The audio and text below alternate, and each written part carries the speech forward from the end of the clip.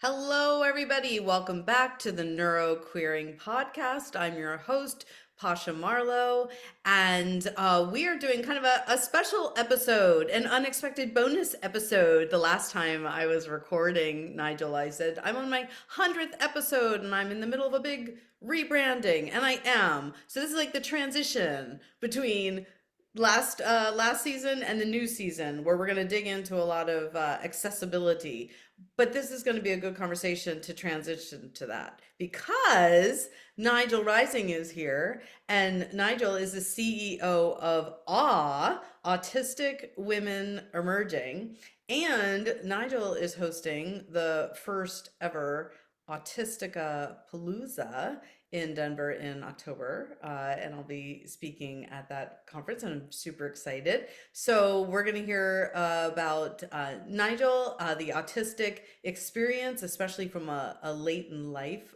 perspective, and then always like a neuroqueer lens, of course, because this is the Neuroqueering podcast. So welcome, Nigel. Thank you so much. I'm happy to be here. I've been looking forward to this for a while, especially because of the topic. Apparently, folks are out there surprised that I'm gay, and I'm happy to talk about her. Even though we're getting a divorce, we actually have a better friendship now than we did while we were married. So good stuff happening there. That is very gay to remain friends with your ex, and to do you still live together? No, we do not. She lives in Texas, where I'm from, just moved here to Denver in May. However, interesting things on the lesbian drama front. She Mhm. actually just got a job in Denver and will be living here as of April 21st, just in time to celebrate my 54th birthday with her. Beautiful, Yeah. beautiful. I also live with my soon-to-be ex, and I know a lot of people do. It's partly a sign of the times and the economy and the housing market, as well as I think adult people just adulting and being able to have, respectful, meaningful relationships with people and not listen to society's rules about who we should or shouldn't still remain Yeah. friends with or live with, and all those rules, constructed rules and norms that we don't follow as autistic women, right? Man, that's exactly it. I think that is a great reason our marriage did not do so well. We both are from Texas. We're raised Southern. I'm raised Mexican. She's raised German American. And we thought there were rules we needed to live by.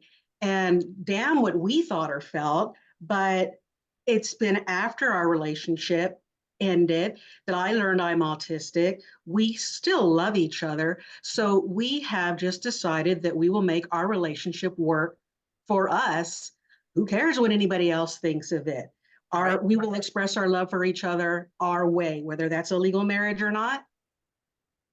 The thing is, there's love there. So we're both happy. Absolutely. Absolutely. And think of all the people who are married or in supposedly committed relationships and they're miserable because there isn't that love and respect and agency in the relationships. I keep feeling like agency might be just the pinnacle, like offering people agency to make their own decisions, of course, about how they identify and who they love and what their support needs are. But then, kind of at the top of the ladder of abstraction, I think thinking about like that's all we all want is freedom and agency to choose for ourselves what we want in life, who we want to spend time with, how we want to identify, all that. Yeah, Mhm. exactly. And there is so much freedom in that. And that has been discovering all of that has been part of my post diagnosis journey. When my mom died in 22, I had that feeling. I just didn't know what it was Mhm. until I started getting into the community. I had no idea that all of this, all these new terms, all these new ways of thinking. I mean, they've been out there for a while, but I have been so socially isolated I Mhm. wasn't aware of a lot of things, but there is just a brand new world of freedom out here that I am discovering. And that is where I'm so goofy excited sometimes in the morning and on a podcast that, and I keep forgetting that espresso is caffeine when I order my Starbucks coffee in the morning. Just a little. Yeah. Yeah. So I'm actually consciously trying to speak slower today and didn't have any caffeine this morning. That's great. I did. I'm fine with that. I think one of the things I really enjoy the most about autistic people, whether I agree with their ideas or not is the level of intensity and care and like detail and thoughtfulness that goes into our thought processes, our learning, our information, our sharing. And, and again, just because I'm in autistic community doesn't mean I feel connected or in community with all autistic people. I feel very connected to people who enjoy neuroqueering and people who are kind to each other and respectful of each other. But that's not all autistic people. So sometimes I don't feel like I'm in community with all autistic people, but we all are very strong in our opinions. Have you found that? I completely agree. And quite frankly, that's something I love about us because I hate wishy-washy. I mean, especially at work. I mean, tell me the mission, tell me my tools, and then get the heck out of my way. And I'm really happy that your kid is doing great at T-ball, but we'll talk about it outside of work. But with our relationships, yeah, I mean, there were some great moments where our attention to detail for each other really came out in the types of gifts that we gave each other. So, I mean, we were passionately angry when we were angry, Mm-hmm. and we were passionately happy when we were Yes. happy. Yeah. Yeah. High highs and low lows. I have and I'm autistic as well, so I could joke about this, how hard it is to settle into ease and relaxation or even pleasure because of that intensity level that sometimes just an average mundane day is quite challenging for me. Yeah, that's exactly it. And Jennifer, poor thing, she worked in the construction industry in Texas. First of all, in Texas, when you're a woman, it's hard. But in the construction industry, it's double hard. Men, all they do is raise their voices sometimes, unfortunately, in that construction type, traditionally male environment. So she would come home completely exhausted.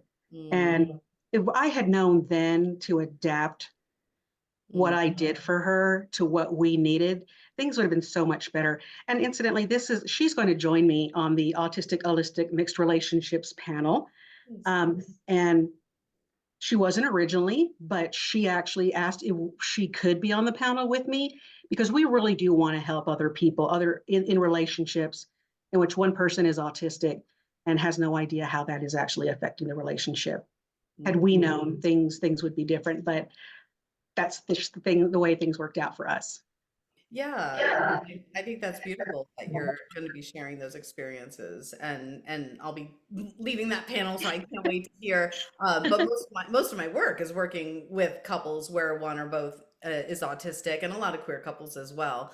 And it's interesting that so much of it comes down to sensory issues or a need to fully, completely understand a situation, like really needing to understand the why, closing the loops, getting the details, not wanting to be in the dark, wanting to make sure we're completely accurate and thorough. And that's not a shared experience for a lot of people. And it's very much it's frustrating for a lot of people who would rather be more maybe spontaneous or more relaxed. And so often it's like oil and water.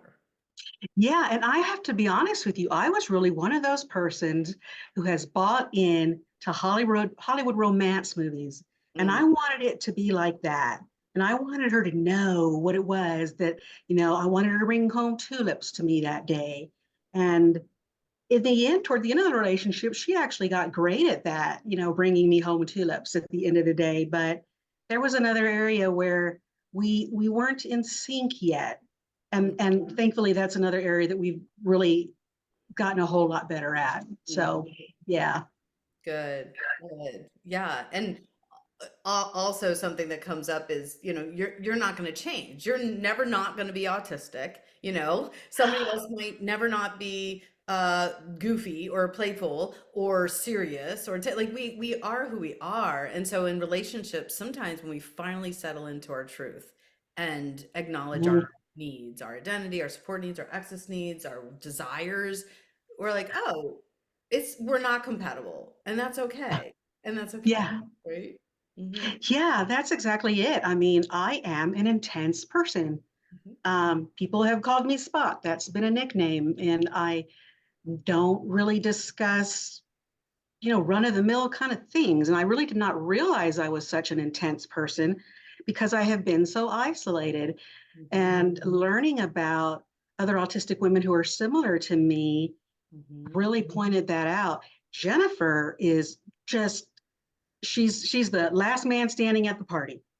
You know, she will be floating down the river on an inner tube until you can't see the sun. So we're opposites in that way, Yeah. but she's also brilliant, and that's why we connected so well. Mhm, mhm. But yeah, I mean, I can't imagine my life without her being in it, and I am just thrilled that she's going to be here next to me physically, and that we're maturing in our relationship. And she's actually one of the directors um, of all the charity because she really wants to help other couples avoid what we went through. So we've both come a long way. Yeah. Cool. I love that. And you're going to be directing this, directing, leading, producing, creating the Autisticapalooza. And it's interesting because I haven't had a conversation yet with somebody who's creating a big event, but through the lens of neuroqueering or how to create spaces as safe as possible, as welcoming as possible for neurodivergent people, women, non-binary folk in this case, for you and your conference, specifically autistic people. But how do you go about creating through that lens, um, as you create your event? Like, what kind of special things or unique things are you offering to hold space for the autistic experience at your event? Well, first and foremost, we're going to have a quiet room available throughout the entire 2.5 day conference. Nice. Um, I selected a hotel that we're able to control the lighting. Hmm. The carpet is not as in your face screaming as most carpets tend to be at hotel ballrooms. Thank goodness. Mm-hmm. I think it's a good size space where we will be comfortable, not on top of each other. The ballroom itself can hold 1,000 people in theater seating, but I'm not going to get anywhere near that because I want us to be comfortable. Autisticapalooza is not about making money, it's about creating an experience for us. And I have no doubt some things are going to go south, but this is the first time we're doing it. And we don't really have a prototype or a previous conference that we can go by. Um, the first person to buy a ticket had actually already volunteered before she bought the ticket. Her name is Dandelion. She's going to be working with finding apps and how we can use tech at the conference Nice. to make the conference work for us as autistic people. We're going to have signage beyond signage. I am going out to the airport and I'm going to video record the whole path from the airport through public transportation to get to the hotel. I am going to videotape the whole hotel. There's going to be floor plans of everything. We love information and it makes us feel calmer. And everybody that I now have on my team, which accounts for about 10 people now, all autistic women, we are driving this boat. We have examples from the past, but those are holistic conferences. We're going to try a lot of new things here that we think are going to be important and useful to us as autistic people. So it's going to be a fast ride. Hold on, but I mean, we're going to be there and we're autistic women and we want to make this a good event for everybody in terms of what they learn and in terms of how they feel. Mhm. Yeah, I really appreciate the videotaping. When I present at conferences, they say, what accommodations do you need? And every single time I say, if I could just get a photograph of the room I'll be in, a photograph of the stage I'll be on, a photograph of the front of the hotel. And I never get these things. I never, because these are not accommodations that they're used to hearing, you know? They said, just come 5 minutes before your presentation. You'll be fine. Like, 5 minutes. I'm going to show up 2 hours minimum before my presentation to make sure the room exists, to make sure I'm in the right room. I go to the gate at an airport hours ahead of time and check it every 5 minutes to make sure it still exists. So this is me, and and so yeah, the more information, the better. And that feels really kind and compassionate to offer that videotape, and especially from the hotel or from the airport. That's a level of anxiety that many people would be the barrier to coming to a big event. What does Yeah. it look like? What does it feel like when I get off the hotel? How am I going to find a bus or an Uber or train? Um, is that a crowded place? All of it. I would think I would ask all these questions in my head, and I would probably make Yeah. it worse than it needs to be in my head through brilliant catastrophizing, which I'm an expert. And so it's so helpful that you're bringing that level of knowledge and clarification in. That's really good. Yeah, we really are. And I'm very excited to let everybody know that the Autism Society of Colorado is now on board with us. So they will be helping us with a lot of volunteers. Good. And so I'm describing to people what our plan is. And of course, holistics are like, why do you, I mean, they're adults. Why can't they do it themselves? And I'm like, okay, this conference is for autistic women, which means it's for autistic women. We need to make this the experience that works for them. So either you're in or you're out. And Autism Society of Colorado has been great at offering their help in getting everything together. So I mean, I'm an autistic woman. I want all those things there so that I can feel comfortable. And now I know I need to go take pictures of the venue. Yes, that's very helpful. Very helpful. Even like the check-in area, Yeah.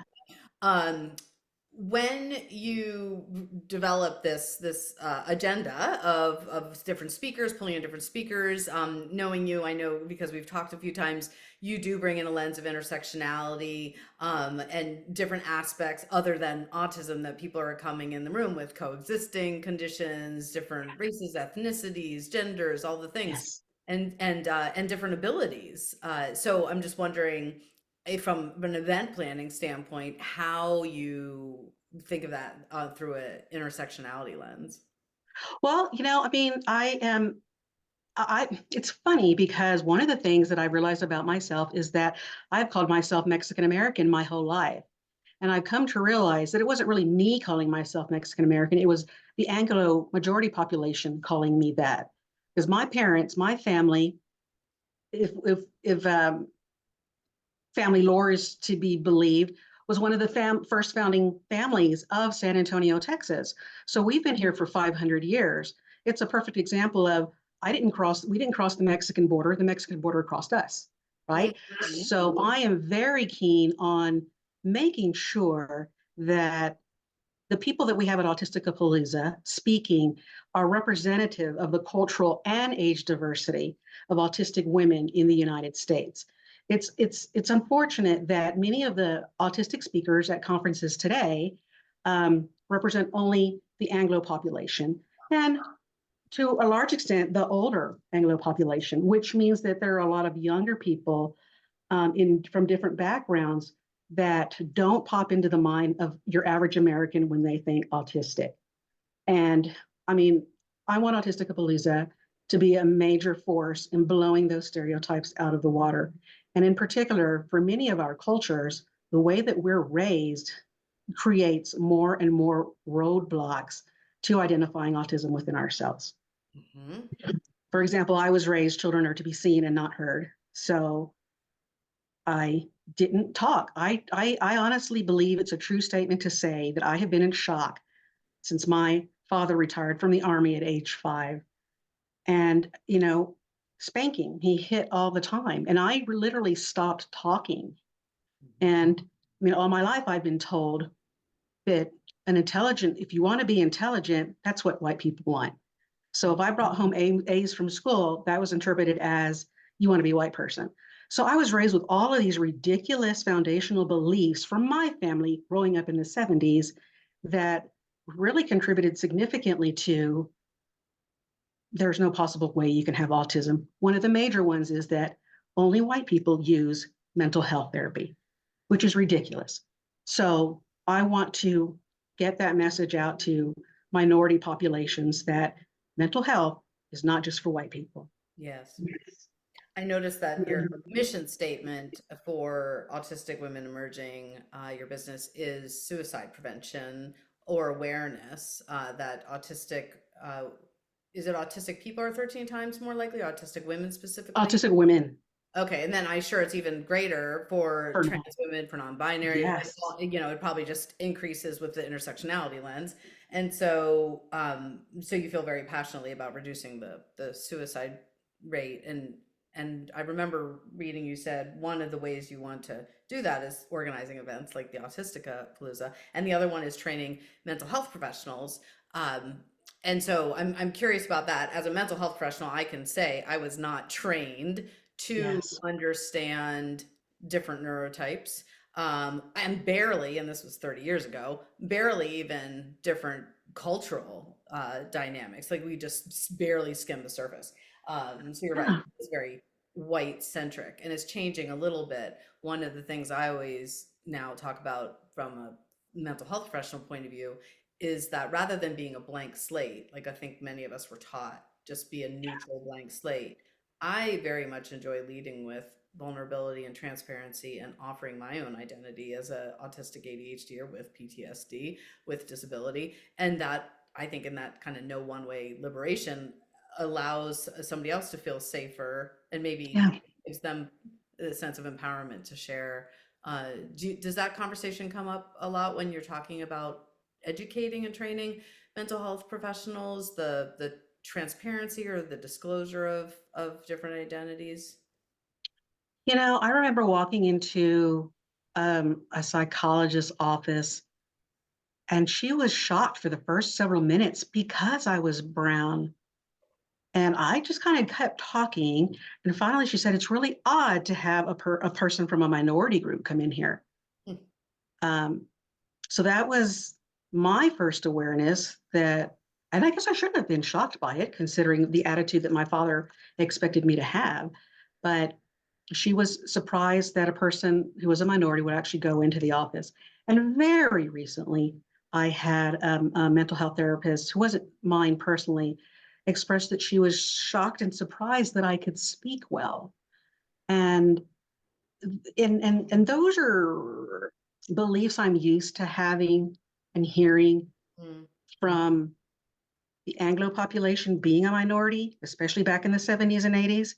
So discovering myself as autistic, I didn't realize I would get those same questions and messages and perceptions. mhm, And I find that very interesting. But the fact that those same erroneous perceptions have continued over to me being autistic mhm. is one of the reasons that I have put together AutisticaPalooza. I really had no business doing it, but I really wanted to do it now because I'm tired of waiting. Yes. I've always been told to wait, and the white population will realize that minorities are equal. Wait, and the men will realize that women are equal. Wait, and I am so tired of waiting. That's been part of my diagnosis discovery because the I went to an autism conference. There were no autistic women speaking. I told my therapist, and she said 5 years ago there were no autistic people speaking at all. So just wait. And I'm like, I don't want to wait anymore. So it has come together. I mean, we have a venue, we have speakers under contract. I just got a team of 10. Tickets are on sale. It's going to be a wild ride. But the first event of everything is Blue Man wasn't Blue Man the first time they threw it. That's right. So this is gonna they're gonna things are gonna happen. Be prepared, but you're gonna be there surrounded by other autistic women. And I would like people to focus on that. I'm a lawyer by trade. I've worked in financial services. Everything I'm doing is coming from the heart. Foolish though it might be, you will have a good experience there. It's not going to be perfect, but if you let yourself have an experience and see the good, then we will have accomplished what we want to accomplish, which is to create that sense of belonging with autistic women. Nice, nice. Since we're there, and you're talking about already, how can people get tickets, register for the Palooza? The tickets are already on sale on Eventbrite. You can just search on Autistica Palooza. For the month of April, I know it's World Autism Acceptance Month. I really have never like the word acceptance because it goes back to Mm, let's wait until the Anglo population accepts mhm, minorities. Let's wait until the men accept women. I'm over that too. So at all, it's we are autistic women, hear us roar month. And mhm. for this month, promo code ROAR, ROAR, at Eventbrite is brings the fee down to $2.99 for April. Nice, nice. And Yeah. this sounds like I better get this podcast episode out pretty quick. Yes. Gonna launch this thing fast. Yes. I will. I will. Now that I know it's time sensitive. But if you happen to be listening to this, let's say it's 2025, you're like, oh no, I missed it. My hunch is that this is going to go over so well. There'll be another Autistica Palooza. I know you already have a lot of other ideas brewing to connect the autistic community. So yeah, I Yeah. think it's going to be really fun. I'm excited to present on autistic and holistic couples and relationships in general, and I'm excited to meet a lot of these speakers and people who I've just known by LinkedIn. And so yeah, to get to meet people in person is going to be really lovely. So thank you for creating that event and for sharing your heart and yeah, for being brave and impatient. I love it. Being like, no, not waiting, Yeah. you know? Being patient. And I didn't realize it at the time, but making myself a punching bag for a lot of people, unfortunately. But I've just decided I'm not going to let my inability to help everyone stop me from helping those people that I can. Yes, yes, Yeah. yeah. The more, influential and visible I get, the more, controversy or hate or debate I get. But when I was quiet and not expressing myself, I felt still lonely, but I felt like I didn't have purpose and I really didn't feel like I was honoring my own Yeah. voice. And Yeah. and knowing that I have innate worthiness to speak and be heard and yeah, and that not everybody is going to agree or like us. Um, but we know, I always think about this when I think about rejection sensitivity. Like, if we are clear on our character, on our integrity, on our values, other people's criticism, rejections, um, judgments, they still hurt a lot. But we don't absorb them as truth because we know ourselves so clearly. Yeah. I mentioned before we got on, I had a bad experience this morning, but I just show how far I've come. I was able to pull myself out of crying for 30 minutes. And then I had two more interviews with fantastic autistic women who really get what I'm trying to do and are real willing to risk a little bit of sanity to help me get it done. And it just reiterated that I have found my big tribe. Now I need to find my little tribe. And my little tribe is going to be the Team Awesome staff, women who are willing to fight the good fight and to make AutisticaPalooza happen well. So, yeah. Yeah. Oh, well, thank you for being here today and sharing your ideas. And I'll be seeing you in person soon in Denver. Super excited. Yes. Um, Follow Nigel on LinkedIn and of course through Eventbrite going to the AutisticaPalooza event site. And if you want to find me, I'm also on LinkedIn, Pasha Marlowe. You can go to my website, pashamarlowe.com. I keep getting full. So yeah, always good to hear from everybody. And yeah, we'll be seeing you soon. So thank Yeah, you. great. I am so looking forward to it.